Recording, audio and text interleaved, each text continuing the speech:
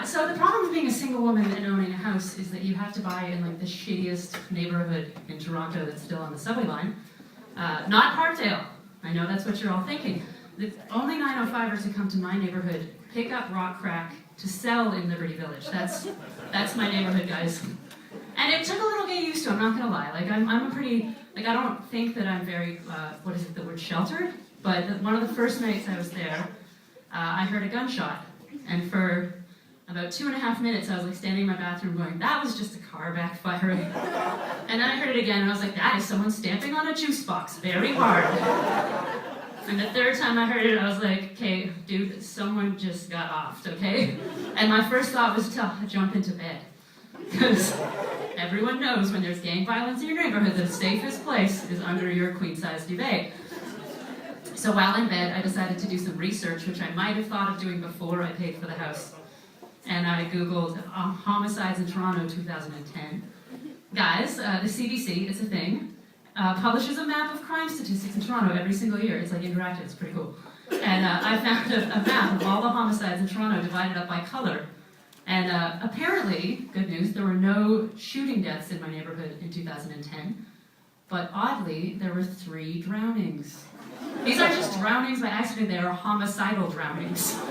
And the craziest thing is that St. Clair and Weston Road is nowhere near the lake. So they're really trying hard to drown someone. So then I was like, who am I supposed to be afraid of now? Like lousy ass babysitters that failed St. John's Ambulance hard?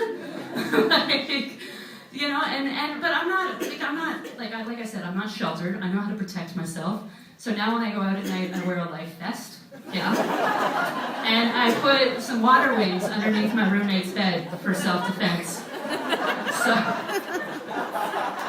yeah, get it? You swim to safety.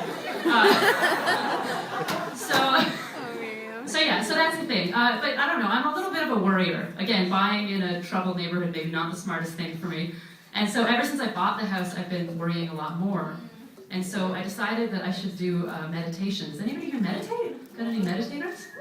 Just like indicate that by being 100% silent. So meditating is hard, guys. And I realized that I was actually worrying a lot about whether or not I was a good meditator. So I got a book on meditation. I decided to get a book, and I looked on the internet, and it said that my local chapters had a copy of this book called Taking the Leap by Pema Chodron. And she's a Buddhist nun, look it up, it's a thing. And so I went down there to get the book, and when I got down there, there's like this huge bookshelf full of Christian books, and there's a sort of smaller but still full bookshelf full of Jewish books. And then there's this basically empty bookshelf with some Buddhist books on it. And I couldn't find my book, even though the internet said there was 4. So I got this sales lady, and I was like, the Buddhist books, where are they? And she went, ooh, those tend to like fly off the shelves. And I was like, because they're popular, right? She goes, no, the Buddhists are thieves. And I was like, what? And then she's like, yeah. And I was like, so nobody steals the Christian books? She's like, no. And I was like, why not? She goes, they're afraid they're going to burn in hell.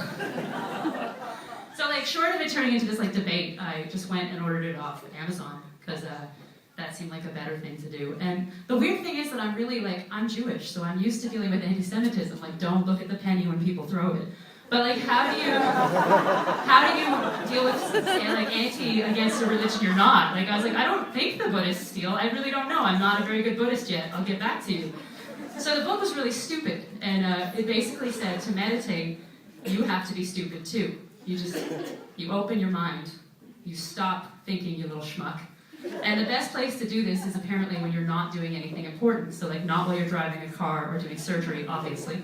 But like if you're sitting on the subway and you've got nothing better to do, just stop thinking. Just open your mind. So I've been practicing that. But I have to have a little mantra. So I sit on the subway now and I'm just like, open mind, open mind, open mind. Now I've started worrying that people think I'm crazy on the subway. And I haven't stolen anything yet, so it's clear that I'm not doing it right, guys. But I liked this whole thing about reading books to get better at things that really have nothing to do with reading whatsoever. So I decided to get a book on becoming multi-orgasmic. Word to the wise, guys. Reading a book will not even give you one orgasm, let alone multiples. But one thing the book said, I got 153 pages into the book, and the only piece of wisdom it had for me was, to be multiply orgasmic, you have to really want to have orgasms. So I was like, is there anyone out there who doesn't want an orgasm? Like, is there someone out there who's like, oh no, thanks, I'm stuffed. No, Tuesday is spooning night. Sorry, nutties. So yeah, someone just went ooh, so I'm like, oh, is spooning night Tuesdays? I didn't know. I thought you could just fuck every night, but no. Yeah, now I'm lost. Okay.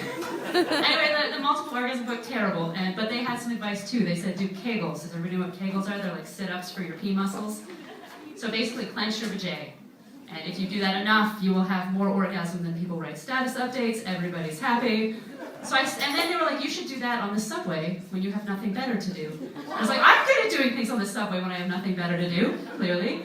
So now I sit on the subway and I'm basically like, open mind, tight vagina. Open mind, tight vagina. And if I switch it at any point in time, I'm going to be incredibly racist and peeing all over the floor, guys. Thanks very much, you've been great.